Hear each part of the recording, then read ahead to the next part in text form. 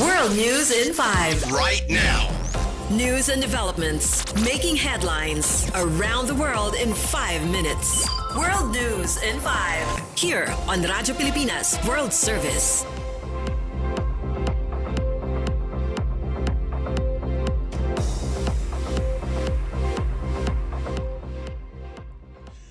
Good day. This is World News in 5 here on Radyo Pilipinas World Service. The bordering countries of Canada and Mexico, as well as China, have vowed to respond to United States President Donald Trump's executive order that places 25% tariff rates on imports from Canada and Mexico and an additional 10% tax on Chinese goods starting Tuesday. In a next post, the White House said the adjustment on tariff rates is necessary to hold China, Mexico, and Canada accountable for their promises to halt the flood of poisonous drugs into the United States. Also on an ex post, Mexican President Claudia Sheinbaum said she has instructed her economy minister to implement the Plan B that they have been working on, which includes tariff and non-tariff measures in defense of Mexico's interests.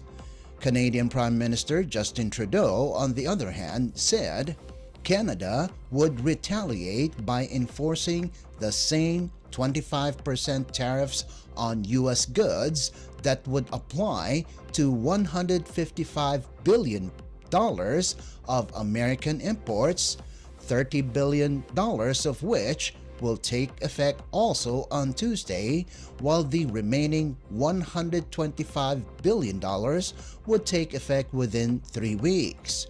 China denounced the new set of tariff rates and said it would challenge the order at the World Trade Organization or WTO. Last year, more than 40% of imported goods that goes into the US were from Canada, Mexico, and China.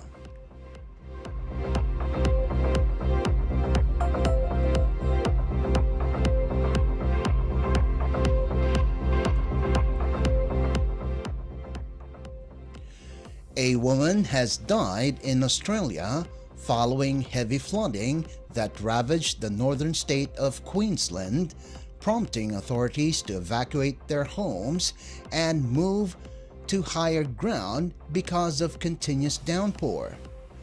Authorities warned citizens that floodwaters could reach as high as the second-story level of a building. Queensland State Premier David Crisafulli said over 700 millimeters of rain has fallen in certain areas of North Queensland and torrential rains will persist until Monday. Thousands of people living in the nearby city of Townsville were told to leave their homes, while the Shire of Hinchinbrook is already under major flooding. Regional Emergency Management Authority said the situation may pose a threat to life and property.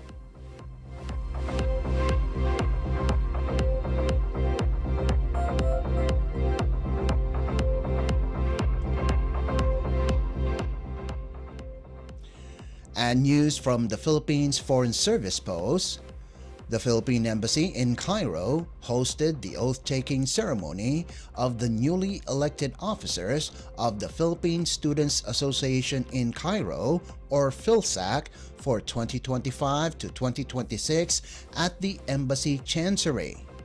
Ambassador Ezedintago administered the oath of office of the incoming PhilSAC officers, headed by its president, Mr. Prince Jayford Narciso.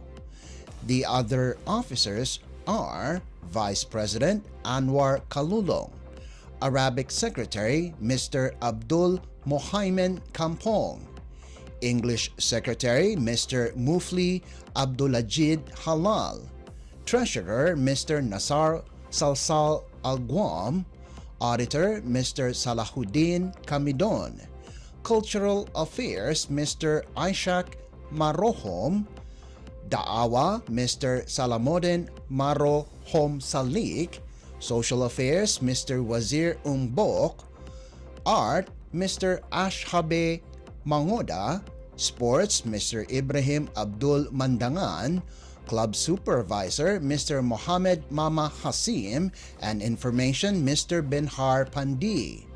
In his message, Ambassador Tago congratulated the new officers and encouraged them to lead by example and uphold the Constitution and bylaws of PhilSAC. During this ceremony, Mr. Yasser Gampong, outgoing PhilSAC president, also formally turned over the leadership of the association to Mr. Narciso. Student leaders from Malaysia, Indonesia, Thailand, Brunei, and Myanmar also attended the event. At present, there are around 400 Filipino student members of PhilSAC who are studying in Egypt.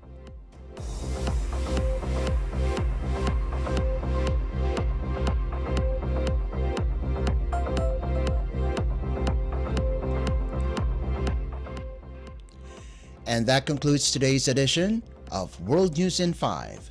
For Radyo Pilipinas World Service, this is Leo Magpayo. Good day. World News in 5. Right now. News and developments making headlines around the world in 5 minutes. World News in 5. Here on Radyo Pilipinas World Service.